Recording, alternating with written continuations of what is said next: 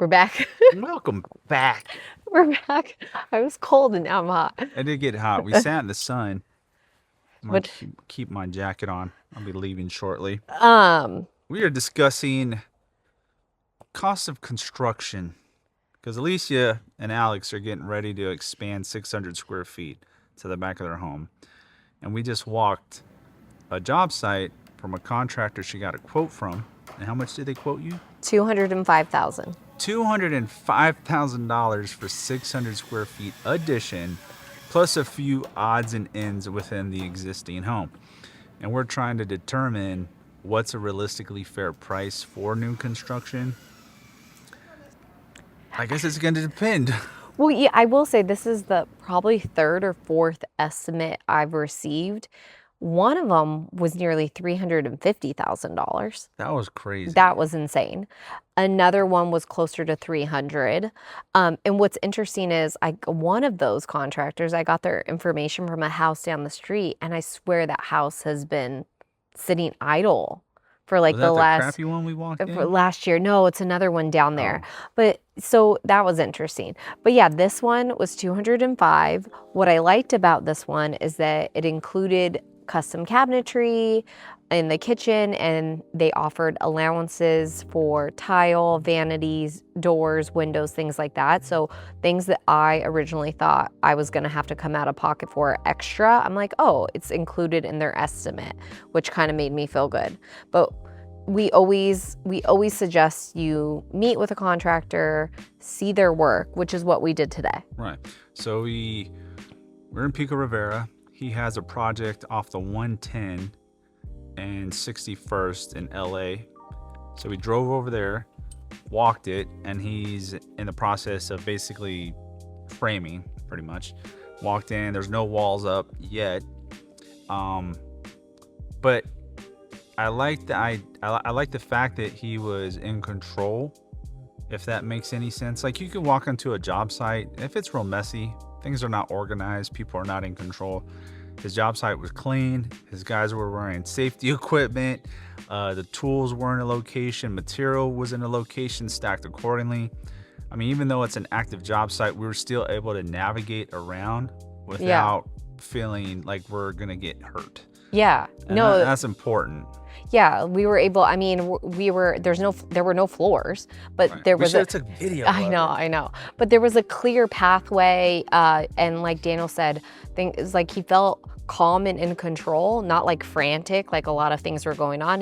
He said he had 7 jobs going on at once, but he seemed to know them all very well, and like the different like where they're at in each stage of each job, which was cool. I like that he told us that we could call his like past clients, we could see other homes if we wanted to see his work. One of the properties we walked in today, it was finished, so we got to see his finished work. And although the design style was definitely not our Not our style. definitely not our style, it was good to see how things like were all buttoned up, like straight. It was done. Yeah, straight lines. Doors closed. Paint Yeah. was clean. Yeah. Tile work looked nice, although we hated the tile. Yeah, the choice of finishes was not our taste, but then we also had a discussion in the car that for the area, it's what it is. Especially being an ADU, if it's gonna be rented out to someone who's gonna abuse it, and most renters, we can be honest, they're not gonna take care of a rental because it's not theirs. Yeah. So the finishes reflected the circumstance, which I get. Yeah. Probably cheaper stuff. But Daniel inquired about what it would cost to turn his garage into an ADU. Right. And what was his cost again? Thought he said 250, but you said it was 265 a square foot. Yeah. I thought I thought 260. 260 a square foot. So, and that's for ground up construction, meaning demo something or start from dirt and build new. And we calculated that 800 square feet, which is a small home because my current house is 2-bed, 1-bath, 800 square feet. New construction put us at what, 205? 208, I think. 208. So I know some of you are watching this and be like, damn, 208,000 for 800 square feet. It's a small house. Also, we're in Southern California, so I mean, it would be interesting to know what the prices are like wherever you guys are from. Yeah, leave a comment below. What does an 800 square feet get you in whatever city you guys are in? Let us know what city you're in. But around here, 800 square feet is like an entry level home, no matter where you're at. They could vary from 650 up to $1 million if you're closer to the beach. And you go further inland, 800 square feet, you're probably looking in that $400,000 range. Still quite a bit of money. Yeah. But we're just so densely populated, which is why the ADU is a popular option for people who want to be close to family, who want some sort of rental income on their property, who want to convert a garage. So it's something I'm looking into eventually.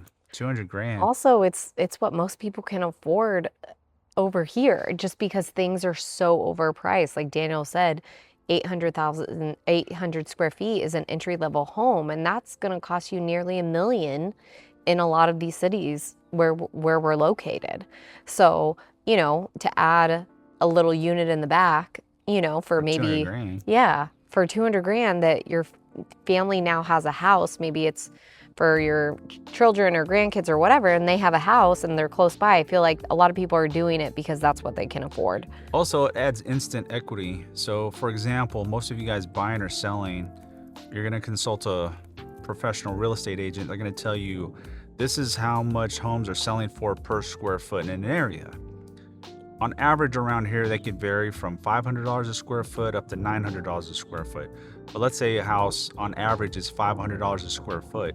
If you're paying $200 a square foot or $260 a square foot to build, you're getting a brand new. Added instant equity to the value of your property. So if you can pay $205,000 up front, you've built in $205,000 worth of equity, right?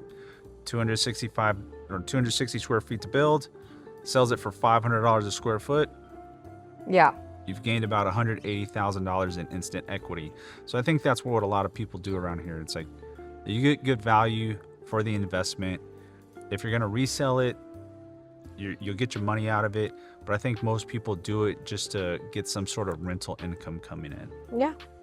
This whole process has been kind of interesting just to see where everybody's kind of landing on price. And yeah, it has. And I told Daniel, like, this guy includes the cabinets. And I'd like to see the cabinets in person just to see what does that mean exactly? What do these custom cabinets look like? But yeah, it's been interesting, and hopefully wherever you guys are at, it's cheaper a price per square foot than where we are. And at least he's going about it the right way. You want to get a handful of estimates.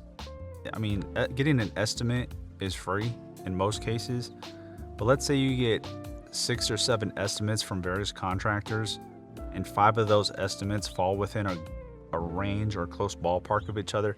You've already gauged, like, this is where you got to be, right? Yeah. You get 2 estimates, you can be at one extreme to the other.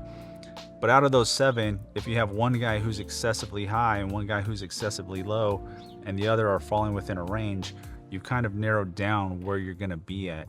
And maybe that excessively high contractor just doesn't want the business. So he's throwing out a very high number because he's so overwhelmed with other work.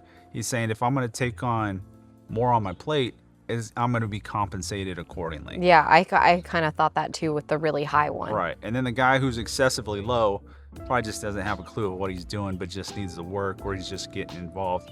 And then the guys who are within, $20,000 to $50,000 of each other are probably experienced, know how to put out an estimate, and I would say would do a more thorough job when it comes to putting out a finished product.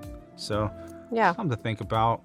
Yeah, there's going to be pros and cons to everything. I'm sure you guys are not going to like some of the things you get done. It happens with every house. It could be going smoothly and bam, wrench in the works. Oh no. Those variables. Please, good juju, no wrenches. No wrenches. No wrenches. But it's construction, something's going to break, something's going to be built wrong, a little crooked. Just got to go back and fix it. But Finding someone who's experienced and is efficient and communicative will make that process a lot smoother when you guys decide to do it. So Yeah.